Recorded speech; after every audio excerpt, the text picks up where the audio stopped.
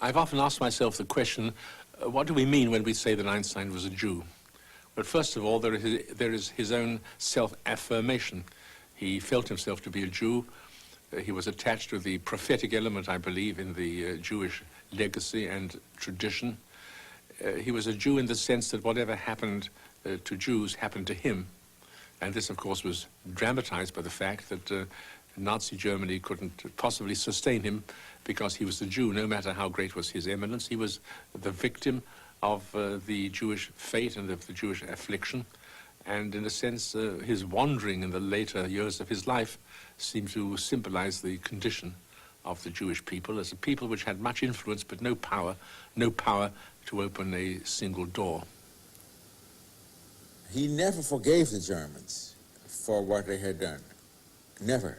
And there are several very moving short pieces written by him, such as one contribution dealing with the destruction of the ghetto in Warsaw. On the other hand, that was slightly the paradox, he was deeply rooted in the German culture. We always spoke German together, because that is the best way I could follow the nuance of his personality. German was the language in which he was free to modulate and to express himself.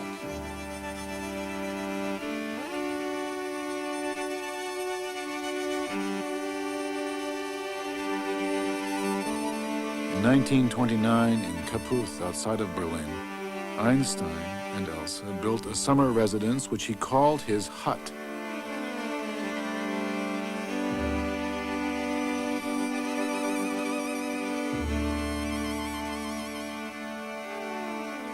Here he could retreat to nature, work undisturbed, and take his sailboat out on the lake.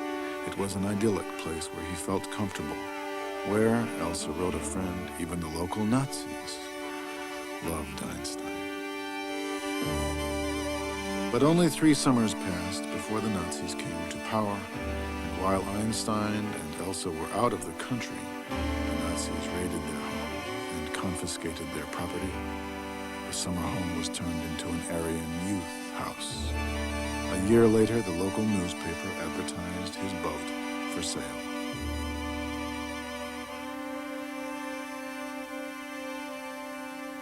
Einstein was never to return to Germany again.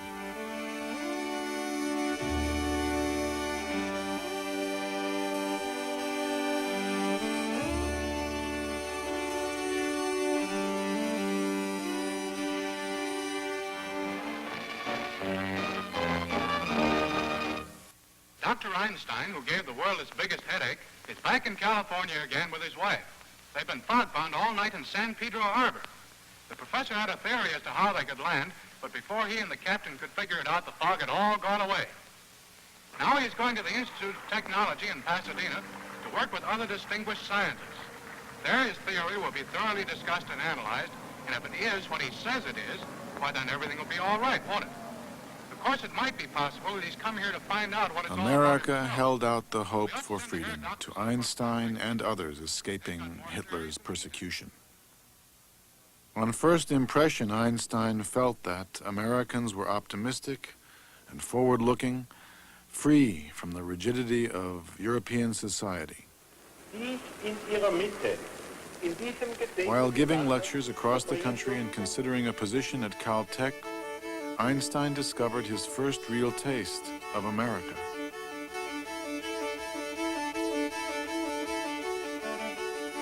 He wrote, "I've been staying for 2 months in this country of contradictions and surprises where one alternates between admiration and head-shaking." The Hopi Indians gave Einstein the name the Great Relative. He was wooed by Hollywood and befriended by Charlie Chaplin, and good-naturedly accepted the publicity and fanfare that would accompany his presence everywhere. Chaplin took Einstein to a premiere of his film City Lights. When the crowds surrounded their limousine, Einstein asked, "What does it mean?" Chaplin replied, "Nothing." Einstein's first trip to the United States 2 years earlier was prompted at the request of the Zionist leader Chaim Weizmann for the purpose of raising funds for the planned Hebrew University in Jerusalem. He was sympathetic to preserving a Jewish culture and community and had made a special visit to Palestine in 1923. He was drawn to the spirit of the young Zionists, but never chose to live there. His path would lead to America. The question why he chose America as his final destination may even have a rather prosaic answer. Where could he go to?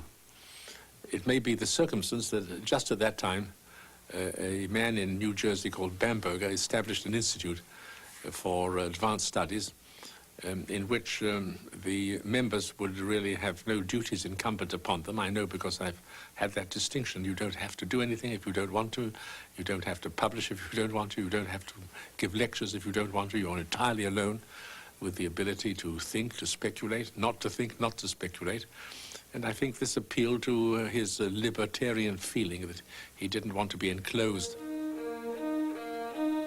At the Institute, working with 2 assistants, Einstein continued his grand search for a single theory that would encompass all of nature. A grand scheme that would unify both the large forces of the planets and the small forces of the atom.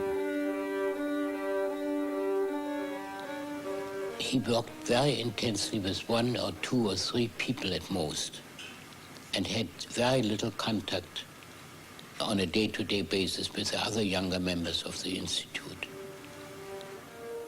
He liked to talk about his work, his ideas, and see how another person would react to it. The general method, which we wanted to follow, usually was suggested by Einstein. The detailed procedures which we used, well, were sometimes proposed by Einstein and sometimes by Peter Bergman or myself. There were innumerable jokes and misunderstandings about Bergman and Bargman. But it is very important to stress that we worked not on a basis of master and disciples, but whatever we had to say would be taken very seriously and discussed just as thoroughly as if it was Einstein's idea. What he liked was a resonance. Einstein had little contact with the younger physicists at the Institute who were caught up in the exciting new field of quantum mechanics. With quantum's main proponent, Niels Bohr, Einstein had a 20-year argument. He stubbornly held to his own beliefs. He had a certain type of arrogance. He had a certain belief that, not that he said it in those words, but that is the way I read him personally, that he had a sort of special pipeline to God, you know.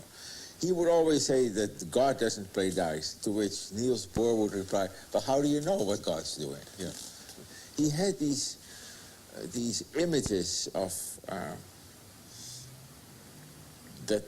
somewhere that his notion of simplicity was the one that was going to prevail. And this, of course, explains his difficulty in accepting quantum mechanics with its uncertainty, the Heisenberg uncertainty principle, which introduces, Einstein thought, the idea that chance is involved in the physical world. In fact, in his first part of his life, that when he did his real important work, his notions of simplicity were the guide to the 20th century insofar as science is concerned. Later on, I think he was just, he was completely off base. I mean, if Einstein had stopped doing physics in the year 1925 and had gone fishing, he would be just as beloved, just as great, and it would not have made a damn bit of difference